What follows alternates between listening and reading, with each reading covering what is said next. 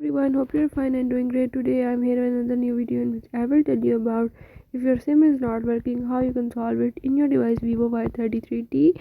But firstly, if you are new to the channel, do subscribe and press the bell icon so you can get the new videos.